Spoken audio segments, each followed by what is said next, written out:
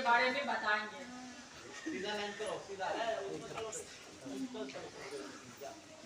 सभी कोई ध्यान से सुनेंगे। आज हम लोग अपने देश के भूगोल के बारे में, इतिहास के बारे में और जीके जीएस के बारे में जानेंगे। उसे अच्छा से सुनेंगे और याद भी रखेंगे। हम लोग भारत देश में रहते हैं। भारत की राजधानी दिल्ली है और भारत का क्षेत्रफल 32,87,263 वर्ग किलोमीटर है। भारत का क्षेत्रफल कितना है? 32 लाख, जोर से बोलेंगे, 32 लाख 87,263 वर्ग किलोमीटर। भारत में कुल 28 राज्य है और 8 केंद्र शासित प्रदेश है। भारत के प्रमुख नदियां इस प्रकार है। भारत में गंगा सबसे पवित्र नदी है और सबसे लंबी नदी है। यह लगभग 2500 किलोमीटर इसकी लंबाई है। गंगा हिमालय से निकल करके बंगाल के खाड़ी में जाकर के मिल जाती है। उसके बाद ब्रह्मपुत्र है। ब्रह्मपुत्र उत्तर पूर्व के राज्य अरुणाचल प्रदेश से भारत में प्रवेश करते हुए असम होते हुए बंगाल की खाड़ी में गिर जाती है। उसके बाद सिंधु है।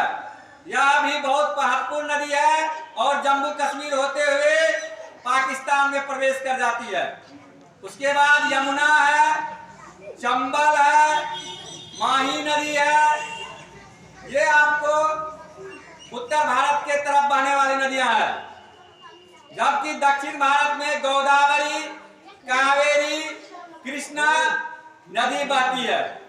बिहार की प्रमुख नदी का नाम इस प्रकार है। सब कोई दोहराएंगे बिहार की नदियों का नाम।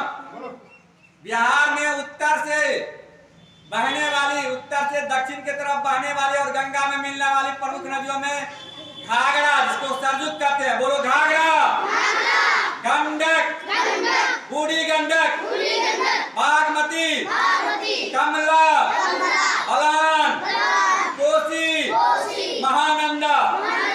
ये आपको उत्तर से बहते हुए दक्षिण में गंगा में आकर के मिलती है। जबकि दक्षिण से बिहार से बह करके गंगा में मिलने वाली प्रमुख नदियां इस प्रकार है। बोलेंगे सोन, क्यूल, फल्गु। उसके बाद दामोदर नदी घाटी, दामोदर नदी पर है। हमारे राज्य के प्रमुख बहुउद्देशीय परियोजना अगर देखते हैं तो आपको कोसी परियोजना का निर्माण होने के बाद उत्तर बिहार के बाढ़ की समस्या का हल हुआ। बिजली भी उत्पादन होता है इससे और सिंचाई के लिए कई नहर भी बनाया गया।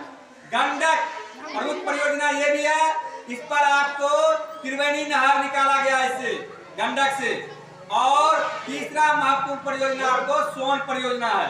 इस प्रकार से बिहार के भूगोल के बारे में हम लोग जाने।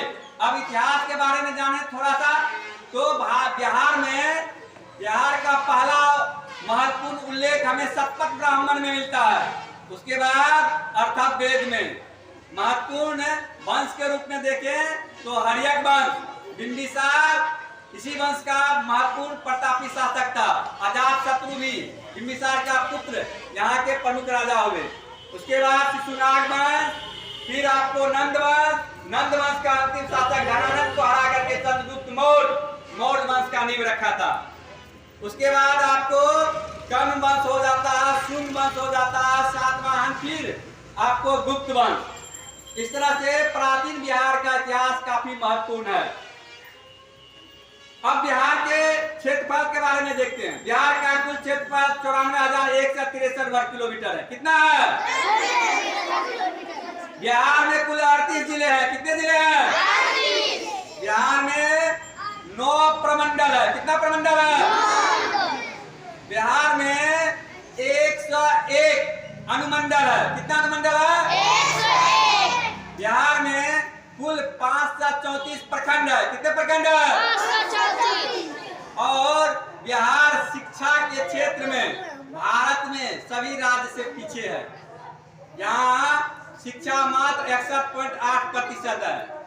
इससे भी बुरी खबर यह है कि पूर्णिया का शिक्षा स्तर पूरे बिहार के 38 जिला में सबसे नीचे स्तर पर है, मात्र 52% लगभग।